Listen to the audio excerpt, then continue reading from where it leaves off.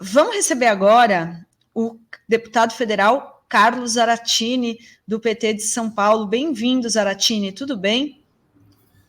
Boa tarde a todos vocês, prazer a gente poder conversar, estamos juntos. Legal, Zaratini. Zaratini, eu queria começar falando dessa questão do Marçal, que ontem foi o destaque aí, porque passou o Nunes na campanha, a pesquisa do Datafolha, e agora também saiu Paraná Pesquisa, mostrando o crescimento dele. O que você está achando desse personagem aí que está tumultuando a campanha de São Paulo? Olha, eu sempre achei, né, e eu sempre disse isso em vários lugares, né, de que era muito provável que tivesse um candidato bolsonarista. Por quê? Porque o Ricardo Nunes efetivamente não tem o perfil figurino do bolsonarismo, né? Ele está tentando ser bolsonarista, está tentando se aproximar, colocou um vice claramente bolsonarista, articulado pelo Bolsonaro, melhor dizendo, imposto pelo Bolsonaro. Então, o Ricardo Nunes se aproxima muito mais do perfil do que foi o Rodrigo Garcia, que foi governador de estado e que ficou em terceiro lugar na última eleição.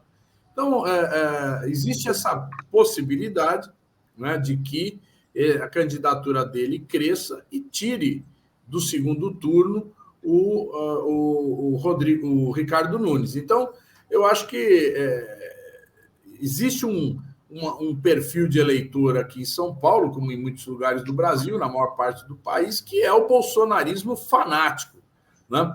O Pablo Marçal, além de ser um bolsonarista fanático, representar esse bolsonarismo raiz, ele ainda tem uma projeção muito grande nas redes sociais, tem força própria nas redes sociais, e através disso ele vai crescendo, né? Então, agora, também é um tipo de discurso que não empolga a maioria da população. Então, talvez seja mais fácil o Boulos ganhar do Pablo Marçal no segundo turno do que ganhar do Ricardo Nunes.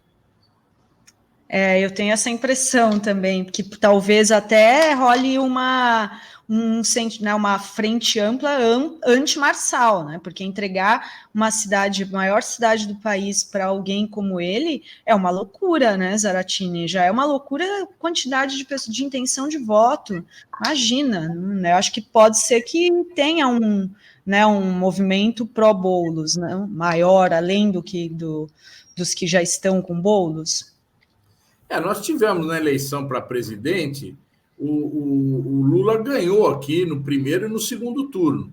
E no segundo turno, justamente, ele teve um acréscimo por volta de 10% dos votos, que eram, na minha opinião, votos de pessoas que não simpatizavam prioritariamente com o Lula, tinham outros candidatos, como a Simone Tebet, e que no segundo turno preferiram que o Lula governasse do que o Bolsonaro continuasse governando. Então, São Paulo, inclusive, na minha opinião, deu a vitória ao Lula, né? Se a gente vê a margem a diferença ali entre o Lula e o Bolsonaro, o Lula manteve os seus votos no Nordeste, aliás, caíram um pouco, e aumentou aqui, né? E foi São Paulo fundamental para essa vitória do Lula. E São Paulo tem um sentimento democrático, tem uma cidade aqui onde o PT já ganhou 3 vezes. Nós já ganhamos com a Erundina, ganhamos com a Marta, ganhamos com o Fernando Haddad. É uma cidade onde existe uma periferia que vota majoritariamente nos candidatos do campo de esquerda, né? Então, eu acho muito possível, muito provável que a gente tenha as condições de ganhar no segundo turno, acho que até com mais facilidade sobre o Pablo Marçal. Eu não gosto de escolher adversário, não. Dá a impressão que a gente está escolhendo adversário. Eu não gosto de escolher adversário, porque, enfim, cada um tem a sua característica, mas se a gente for discutir o governo do Ricardo Nunes, é uma verdadeira nulidade, né? Ele não fez absolutamente nada. No último ano, começou a asfaltar a rua para tentar, mostrar alguma coisa, mas asfaltar a rua é uma obra de manutenção do asfalto, não é nenhuma novidade, né? A maioria das ruas de São Paulo já tem asfalto, é ínfimo o número de ruas que ainda são de barros. Ele fez recapeamento. Recapeamento é uma manutenção. Então, ele não tem um projeto educacional, ele não tem um projeto na área da saúde, ele não investiu fortemente nem sequer em obras, né, viárias, que muitos desses prefeitos assim adoram, né? O Maluf tinha aquela coisa, grandes obras viárias, ele não fez nenhuma, né? Ele não investiu no transporte público. No último momento, agora criou a tarifa zero, mas aqui o pessoal fala tarifa zero, transporte zero, porque não tem ônibus no domingo. Então, você pode graça, mas cadê o ônibus, né? Não aparece. Então, efetivamente, nós não temos, nós não enxergamos em que o Ricardo Nunes pode se agarrar, né, para vencer o Pablo Marçal numa disputa no primeiro turno, né? Fora todas as denúncias, né? Já passo para você, né? Máfia da creche, superfaturamento em comida de população de... Tem, assim, uma lista, né, de denúncias, obras sem 3 bilhões de licitação. reais em obras de emergência, né? Sem licitação, verdadeiro absurdo. Azenha. O Zaratini, tem muita gente que se pergunta ou questiona a posição do Boulos. Imaginando que vá ser uma disputa de frente ampla, amplíssima no segundo turno, como foi a do Lula contra o Bolsonaro, faz sentido essa posição de moderação do Boulos, né? Ele tá se apresentando como um candidato, assim, a maneira de falar, a maneira, inclusive, de se vestir, assim, o Boulos está... Você acha que ele deve manter essa postura ou o Boulos deve ser um cara voltar um pouco ao passado nesse primeiro turno, pelo menos, para peitar o Marçal? Como que você vê isso? Tem gente cobrando o Boulos, vamos lá, vamos partir para cima do Marçal. Olha, vamos dizer assim, isso tem uma leitura de que tem que ser disputado o voto antissistema, né? Então, o Boulos, em algum momento, por essa militância aguerrida que ele teve com o movimento dos trabalhadores sem teto, o MTST, né? E aquilo ali era uma coisa mais antissistema. Vamos dizer que agora ele está uma postura de quem vai governar. Realmente, você pode perder votos, né, nessa juventude antissistema para o Pablo Marçal, mas bem, o eleitorado jovem, radicalizado de direita, sempre existiu em São Paulo, não é uma novidade. Nós já tivemos aqui, eu assisti o que foi o malufismo, como o malufismo derrotou o nosso governo da Luiza Erundina, né, na eleição seguinte, o Maluf ganhando do Suplicy, e a gente via muito jovem na periferia defendendo o Maluf, né? Isso é uma coisa que nunca deixou de existir na cidade de São Paulo, mas esses são setores minoritários, né? E numa cidade como São Paulo, as pessoas também querem saber de quem vai resolver seus problemas, né? Então, a dona de casa, a mãe, né, o trabalhador que precisa do transporte público, ele quer saber, mas o que você vai fazer para melhorar? Né? A mulher que tem que ter um cuidado especial, um ginecologista, né? A saúde da mulher, os filhos, ela quer saber, eu quero chegar no posto de saúde e quero ser atendida. Eu não consigo ser atendida, eu não consigo fazer um exame, uma cirurgia. Então, tem que dar essa resposta, né? A gente achar que, bom, vamos radicalizar, vamos fazer a disputa do antissistema, realmente eu acho que é um equívoco total, né? Deixar de responder para a maioria da população de São Paulo aquilo que você pretende fazer, como você pretende construir um governo que melhore as condições de vida do povo. Sabe que eu estava falando disso um pouquinho antes, né, Zaratini? Ontem foi aquele desespero. O Pablo Marçal já ganhou, mas eu acho que vai ter política nessa campanha. Nada. Vai ter política. Boulos está na frente, né, gente? Vai ter política, Dri. Vai ser uma hora que é como o Zaratini falou. a dona de casa vai perguntar, peraí, esse jovem Marçal, que maravilha, que vídeo lindo que ele fala, mas qual a proposta dele para a cidade de São Paulo? Porque ele não tem, né? Ele não tem zero proposta. Construir o prédio mais alto do mundo. Isso não é proposta para a dona de casa. Teleférico. Que pega o Bumba todo dia às 5 da manhã para vir para o centro. Não, isso é piada. Eu acho que assim, a gente tem que trabalhar realmente ganhar amplos setores da população, né? A gente ainda tem muito a fazer na disputa na periferia. Aí, com o Ricardo Nunes, né? O Ricardo Nunes ainda tem uma base na periferia que é pelo fato de ser governo, né? Ele tem os instrumentos de governo. O instrumento de governo é uma vantagem que o cara tem, não é propaganda, né? Tem lá uma rua que precisa tapar os buracos, ele tem condições de ir lá e tapar o buraco, se ele quiser. Ele tem essas condições. Precisa iluminar um determinado bairro, trocar a iluminação. Se ele quiser, ele vai lá e faz. Então, é diferente de um candidato que não está na máquina e que vende uma perspectiva para o futuro. Ele pode fazer, né? Mas, então, isso lhe dá vantagem na periferia nesse momento, sem dúvida nenhuma. Mas nós temos uma proposta de programa de governo que vai atender melhor a periferia, inclusive num ponto que é muito discutido hoje, que é a questão da segurança pública.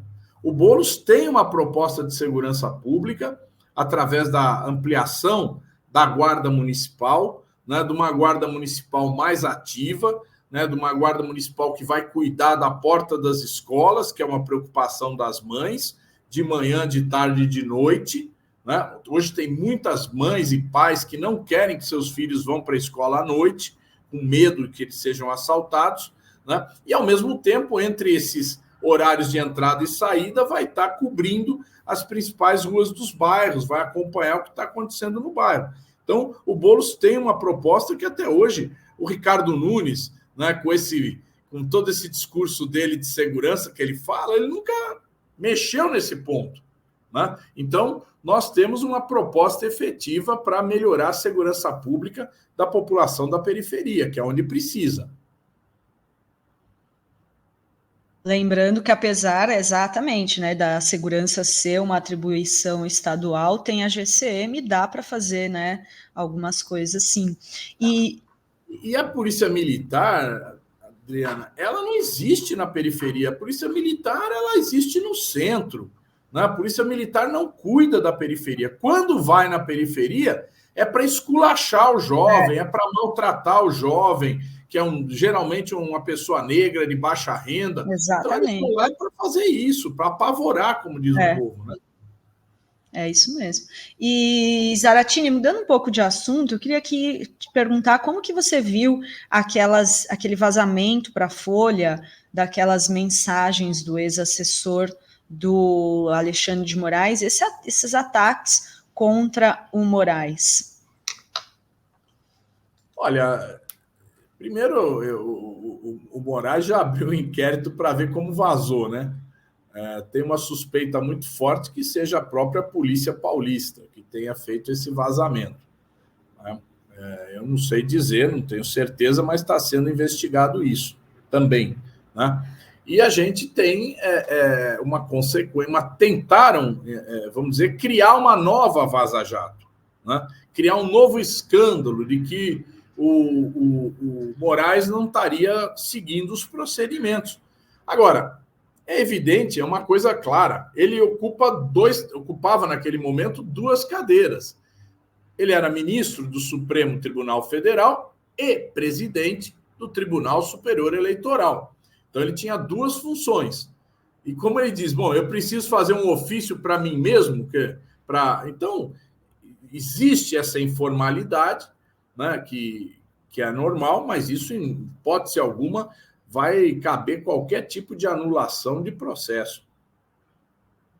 Você sabe que o Alexandre de Moraes citou 2 matérias da revista Fórum nessa decisão que pede aí a apreensão do celular do Tagliaferro, porque justamente a gente publicou uma matéria dizendo que antes mesmo de sair na mídia qualquer notícia, Zaratini, sobre a prisão do Tagliaferro, a Zambelli já estava postando lá nas redes sociais, xerife das fake news acaba de ser preso, e como que o celular, né, ele alega que entregou para a Polícia Civil e voltou corrompido, e a Fórum entrou em contato com a Secretaria de Segurança Pública, questionando, e o Moraes cita aí 2 reportagens da revista Fórum. Exatamente. Eu acho que isso aí... Eles vão fazer isso. O bolsonarismo está usando essa suposta denúncia da Folha de São Paulo como um elemento de agitação para o 7 de setembro, que eles querem fazer um grande 7 de setembro para atacar o Alexandre de Moraes, o Supremo Tribunal Federal, né? E vamos ver até onde eles vão, porque esse 7 de setembro vai ter muita coisa interessante, né? Primeiro, essa própria ação, o Bolsonaro vai assumir de frente uma crítica ou um ataque ao STF? A ver. Segundo problema, o Ricardo Nunes vai comparecer lá, vai se posicionar como bolsonarista, porque isso dá um ganho de um lado e uma perda de outro, né? Então, qual é a posição afinal do Ricardo Nunes? Vai beijar a cruz do bolsonarismo ou não? Fica aqui essa pergunta. Posso colocar uma pergunta do Claro, chat? vai lá. O Edson Joane faz uma pergunta que também eu tenho a fazer, porque, assim, na minha memória, Zaratini, a Marta foi a melhor prefeita de São Paulo, uma prefeita do PT, Erundina foi uma excelente prefeita também.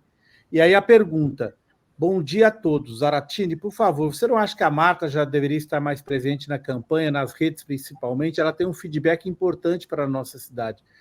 Teve uma pessoa aqui no site que falou: relembrar da Erundina. Gente, não são só os jovens que votam em São Paulo. É importante lembrar, o jovem ele é importante, mas tem muita gente em São Paulo que tem memória, e existe memória coletiva de quando a Erundina foi prefeita, de quando a Marta foi prefeita. Então, eu respeito muito os jovens, mas às vezes o jovem acha que só eles que votam. Não é, você tem... O Boulos, ele está ganhando muito, por exemplo, está disparado na frente dos eleitores mais velhos, de mais de 60 anos, que são uma quantia significativa em São Paulo. Então, não é só o jovem que vota em São Paulo. Jovens, queremos vocês todos. Mas... Né? Tem a dona de casa, tem o cara de 40, 50, enfim. A Marta tem tido uma presença constante na campanha, viu? Todos os eventos, assim, a gente está vendo lá a Marta, ela não deixa de participar. Nas redes eu não sei avaliar, porque, enfim, eu não consigo ficar olhando todas as redes aí o tempo todo, eu não tenho sequer tempo para isso, e também não tenho nenhuma medição para dizer, mas quando iniciar a televisão, ela vai estar super presente lá, né, com a sua marca, né, que é a marca do governo dela, a marca dos governos do PT.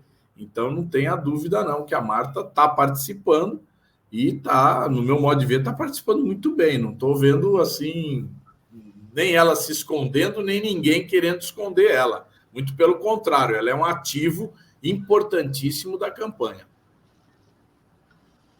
Muito bem. Felipe quer fazer uma pergunta? Tá no mudo, Felipe.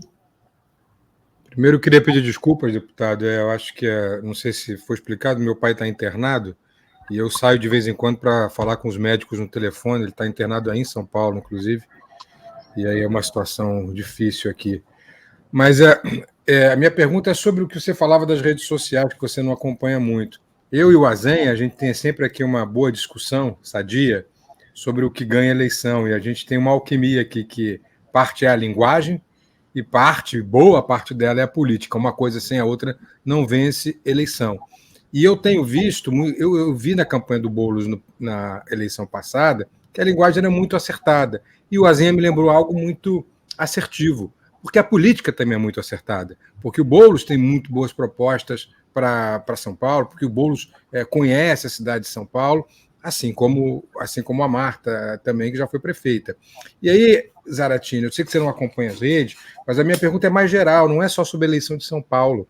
A minha pergunta é sobre a comunicação do governo federal, é sobre a comunicação das entregas, que são muitas entregas nesse governo, não só os programas antigos, como Bolsa Família, Minha Casa Minha Vida, Luz para Todos, mas a gente tem o Pé de Meia, a gente tem o Desenrola, uma série de programas federais, e às vezes a gente fica muito escravo, eu diria sequestrado por pautas que são jogadas pela extrema-direita, com às vezes pautas de costumes e tudo mais, e não comunica bem, né, as entregas do governo.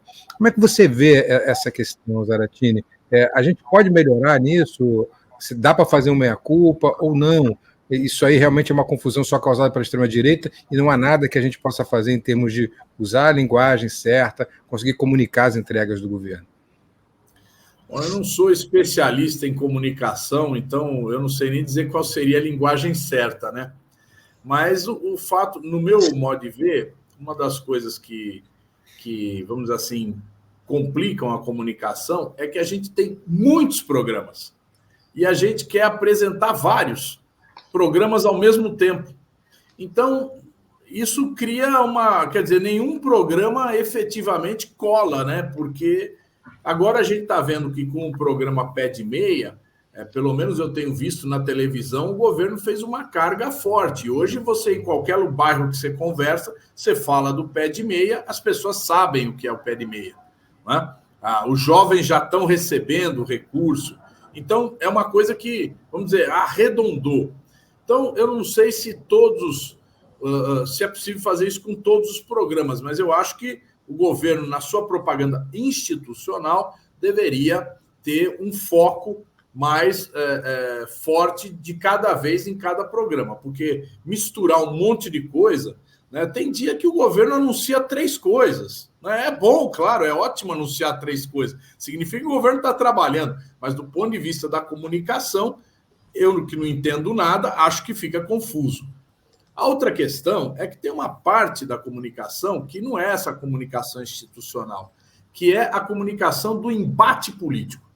É o embate político. E a pessoa que faz o embate político é o presidente, é o Lula, né? Então, o Lula, quando ele faz o embate político e trata de temas que não são programas, né, que não são coisas institucionais, ele também muitas vezes fala de muitas coisas. Mas o que falta, eu acho, é selecionar aquelas falas do Lula que são propriamente do embate, contra a direita, contra os privilégios, a defesa da democracia, a defesa de um governo que se coloca no cenário internacional numa outra perspectiva. Aí o governo, né, através da sua propaganda, deveria selecionar, no meu modo de ver, selecionar esses trechos e dar ampla repercussão a esses trechos, porque o embate político é o que é a disputa do dia a dia. Por que a direita é forte nas ruas? Porque ela faz embate político contra nós, né?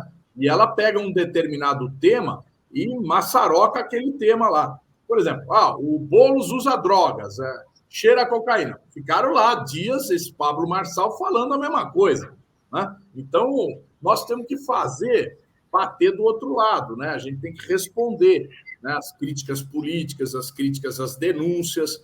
Então, eu acho que a gente, nesse embate político, a gente também tem um pouco de confusão em soltar muitas coisas ao mesmo tempo, né? Olha o Twitter, né? O campo de esquerda no Twitter, né? Você vê que fala de trocentos assuntos. Toda hora surge uma coisa nova, uma coisa diferente. Você olha aquilo ali, você fala, mas qual é o ponto que nós vamos entrar hoje, sabe? E quando você olha à direita, ela vai num ponto só, né? Cada dia é uma pancada e todo mundo repercute a pancada. Então, falta um pouco, assim, vamos dizer, de foco, né? Nessa disputa de redes e nessa disputa na comunicação da sociedade, com a sociedade. Zaratini, aproveitando que você é economista, nessas 2 últimas semanas a gente teve várias notícias positivas na área econômica. Recorde de desemprego, né, de baixo desemprego, Ibovespa batendo também números recordes, aumento da projeção do PIB, a gente tem até uma série na Fórum que chama Efeito Lula, que bomba, que a exportação do agro disparou, tem um monte de várias notícias na área econômica. Como que você está vendo essa área no governo? Você acha que nas próximas pesquisas de avaliação do Lula vai ter impacto nisso para a vida das pessoas? Eu tenho certeza que a vida das pessoas está melhorando, né? Porque você tem mais emprego, você tem mais renda, mas tem coisas que ainda não melhoraram, que é o preço, é o custo, né? O custo de vida é caro no Brasil, está caro, né? Não está tendo uma inflação, mas porque quando esse mercado aí, quando a inflação sobe de 4,1 para 4,13, eles falam, tendência de alta, tem que aumentar os juros. Isso aí é imperceptível para a população, mas o fato é que os preços estão altos, né? O nível, o custo de vida está caro, né? Então a pessoa, ela tem, mesmo ela tendo mais emprego, ela melhorando a renda, ela ainda não consegue melhorar o padrão de vida, né? Por conta desses preços. Então, enquanto a gente não tiver uma baixa, por exemplo, o custo da energia elétrica é uma coisa doida. Aí eu acho que o governo precisava ter uma atenção maior, né? Você vê um país que tem abundância de energia elétrica, paga uma energia elétrica tão cara. Por quê? Porque nós temos vários problemas no modelo, do jeito que ele está funcionando, e nós não estamos, o governo não está resolvendo esses problemas. Então, a conta de luz, ela está cara, né? O gás, a gasolina ainda estão caros, né? Então, nós precisamos ter, né, algumas medidas que eu acho que possibilitem reduzir o custo de vida, né, diminuir esse patamar para propiciar que as pessoas tenham uma melhoria, um consumo maior, uma possibilidade de melhorar o seu padrão de vida. Eu não sei se a Zenha tem uma pergunta, mas tem perguntas do chat aqui também. Eu tenho, sim. Põe a do chat. Eu quero fazer uma pergunta, mas eu estou pegando umas informações para colocar na próxima pergunta, se der tempo. Tem essa do pé de meia aqui do chat. O Anderson Maicon diz sobre o pé de meia, como fica o jovem pobre que recebe Bolsa Família, mas tem bolsa em escola particular? Boa pergunta, viu? Eu não sei responder, não. Mas eu acho que, não, em princípio, me parece que é só para aluno de escola pública. Então, eu não sei aí como é que resolve. Eu também Desculpa aí, mas eu vou consultar os universitários na próxima vez. Eu também não sei. O José Cruz diz, ninguém lembra, mas os candidatos de Lula no Rio e em São Paulo e Recife é que estão na frente. Pelo que sei, os candidatos do Bozo é que estão atrás. O que acham? No Rio, o candidato do Lula Paz, imagina, Recife, 76%, né, de intenção de voto. De forma geral, nós estamos com os candidatos nossos crescendo, né? Então, eu acho que nós vamos ter um resultado muito positivo lá na frente. É lógico que a disputa está só começando, né? Nós estamos em muitas cidades onde a gente está disputando com candidatos novos que nunca disputaram uma eleição majoritária.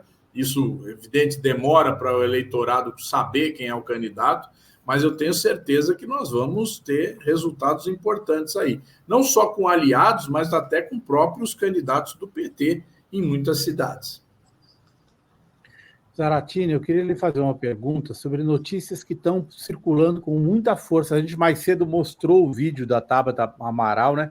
Dizem que a disputa aqui em São Paulo, viu, Dri e Felipe Zaratini, é entre os milicianos do Bolsonaro e o crime organizado do Pablo Marçal. Estão dizendo disso por causa disso aqui. O Metrópolis acabou de publicar um vídeo em que mostra o líder do partido PRTB embarcando num voo ao lado de um investigado por associação com o crime organizado, com o novo cangaço, o Edilson Ricardo da Silva, que hoje é candidato a vereador de Mogi das Cruzes. Eles mostram ele embarcando, ele está sob investigação por participação do crime organizado. Está aí o vídeo, né? ela faz no vídeo dela, a Tabata Amaral, essa ligação que, inclusive, viu, em defesa aqui da Fórum, o Mauro Lopes já tinha feito essa ligação de Pablo e Escobar aqui no Fórum Café de manhã, muito antes da Tabata botar no ar. E a Tabata o PSDB da Tabata acaba de entrar com uma ação ao TSE pedindo a quebra de sigilo das empresas do Pablo Marçal, porque ele está pagando para que jovens, e eu mostrei mais cedo hoje, o caso de um jovem que publicou o recibo do Pix. Ele recebeu R$8.000 para disseminar, né? O Pablo Marçal ele paga aos seus seguidores para disseminar os seus vídeos, o que seria uma ilegalidade. Então, duas perguntas numa só. Primeiro, você acha que essa questão da ligação direta ou indireta do Marçal com o crime organizado pode pegar com o PCC, do partido dele? E segundo, essa questão do pagamento, alguma chance disso abalá-lo nessa campanha ainda, ou você acha que ele ficaria Não, eu acho que sim, eu acho que essa aí é uma denúncia importante, né? A Tabata foi firme nessa denúncia, lógico que ela está disputando, né? Ela está atacando o que está crescendo mais para ver se ela cresce junto, se ela cresce na polêmica, né? Se ela se arrasta ali nesse potencial de rede do Pablo Marçal. Então, ela ataca para polemizar ali. Então, ela, do ponto de vista aí, de redes, me parece que ela está fazendo um jogo correto, né? Acho que o Boulos não deveria fazer, porque ele está em primeiro, então ele não caberia a ele fazer esse tipo de enfrentamento. Mas ela, acho que como ela está lá embaixo, ela está buscando segurar num fio aqui para tentar subir. Agora, é evidente que essa denúncia ela vai ser investigada, vai ser futucada, e quanto mais mexer e quanto mais elementos trouxer, pior vai ser para o Pablo Marçal, porque ele vai se isolando numa bolha. Ele pode até ter força para ir para o segundo turno, mas a população começa a falar, bom, mas peraí, o que é isso? Onde nós vamos parar, né? Ô Zaratini, e essa questão das emendas, como você pode dar um F5 aqui para a gente, porque teve essa reunião nessa semana, né? Porque que o primeiro, o Dino foi para cima, depois foi acompanhado pelos ministros do Supremo, e aí o Congresso se reuniu com o Planalto, com os ministros, e como que ficou? Chegaram a um consenso, afinal? Olha, eu não estou em Brasília, né? Não participei dessas conversas, então não tenho maiores detalhes, mas pelo que a gente conversou por telefone e pelas informações que a gente tem, eu vou tentar explicar aqui sinteticamente. Primeiro, tem uma primeira polêmica em relação às chamadas emendas PIX. O que é a emenda PIX? É uma transferência direta de recurso do governo federal, do Tesouro Federal, para o Tesouro Municipal. Quer dizer, vem um dinheiro, sem dizer para que é aquele dinheiro, se é para saúde, para educação, para obra, é dinheiro que é transferido, né? Cada deputado manda uma carta para o prefeito, um ofício, dizendo, olha, eu estou mandando tanto aí para a prefeitura que é para tal coisa. Mas isso é um ofício, vamos dizer que não está no processo, né? É um ofício que você manda paralelamente. Nós já tínhamos discutido na Comissão de Orçamento de que nós deveríamos, este ano, a partir do ano que vem, a gente estabelecer que fosse obrigado colocar qual era o objeto, onde seria gasto aquele recurso. Então, vamos dizer que isso já era uma coisa que tinha um certo consenso entre os deputados de dar maior transparência a essa chamada emenda PIX. Então, a solução que foi dada aí, que no prazo aí de 10 dias, que é até a semana que vem, isso vai ser redigido, vai ser votado na Comissão de Orçamento, e eu não vejo maiores problemas em relação a isso, né? O problema maior está nas chamadas emendas de comissão, né? Comissão de Saúde, Comissão de Educação, Comissão de Infraestrutura, né? Que esse recurso que está nas emendas de comissão, ele era parte do recurso que estava nas emendas de relator, aquelas que foram proibidas pela Rosa Weber, né, no ano retrasado, quando ela mandou encerrar as chamadas emendas de relator. Quando ela mandou encerrar, uma parte das emendas de relator, 50%, se viraram emendas individuais e outros 50% viraram emendas de comissão, né? E nas comissões existe, evidentemente, acordos de como vai ser distribuído aquele dinheiro. E isso não tem transparência, né? Isso está sem transparência.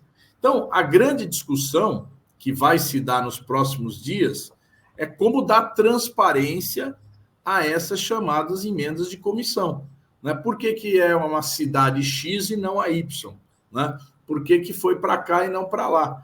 Então, essa é a grande debate, né? Nós, que somos da base do governo, a gente defende que esse recurso deveria voltar a ser recursos de programação do governo, né? Então, o governo teria esse recurso para colocar nas áreas fins, né, e poder utilizar, então, esse recurso como governo. Mas esse é o grande embate que nós vamos ter. As emendas PIX, eu acho que vai ser fácil de solucionar, não vai ter grandes problemas, não. O problema vai se dar na emenda de comissão.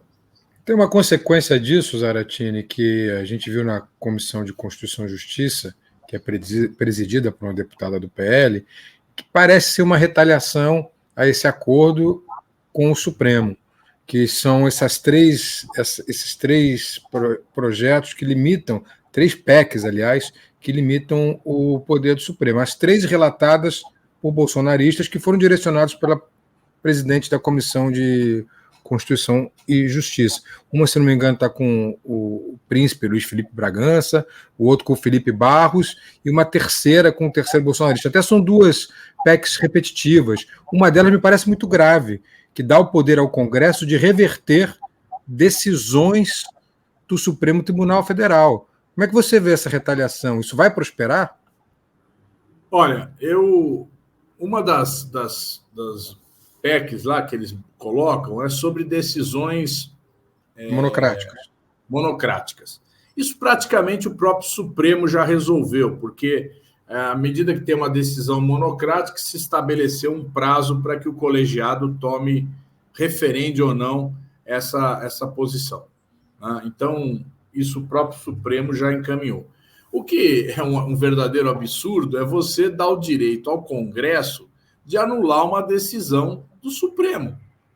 Bom, se o Congresso pode anular uma decisão do Supremo, para que Supremo?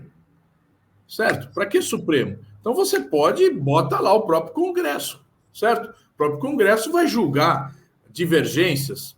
Então, é absolutamente sem sentido, né? E absolutamente inconstitucional. Seria uma PEC inconstitucional, porque ela muda fundamentos da Constituição, né? Que é a divisão de poderes. Então, eu dizer, não, eu posso discordar de decisões do Supremo, mas eu não posso. O Supremo foi escolhido, né, a partir do poder do voto originário do presidente da República, aprovado pelo Senado. Então, todos os nomes que estão lá, eles não têm o poder originário do voto, mas eles estão lá indicados por quem tem voto para fazer exatamente a avaliação das decisões de julgamentos e também de julgamentos de leis que podem ser consideradas inconstitucionais. Então, se você chegar e falar, não, o Congresso pode anular uma decisão do Supremo, isso é absolutamente fora da divisão dos poderes. Então, eu não vejo como prosperar uma ideia dessas. Muito bem, Zaratini, queria te agradecer, muito obrigada, viu? Bom final de semana, boa campanha e boa luta. Eu sei que você está nas ruas aí ativamente participando, né, da campanha do Boulos. E muito obrigada pela entrevista aqui hoje. Até a próxima. É isso aí, nós vamos ter muito trabalho aqui sábado agora, 2 comícios do presidente Lula, né? Então, um de manhã, sábado de manhã lá no Campo Limpo e sábado à tarde lá em São Miguel Paulista. Então, todos convidados. Vamos à luta. Legal, isso aí. Obrigada.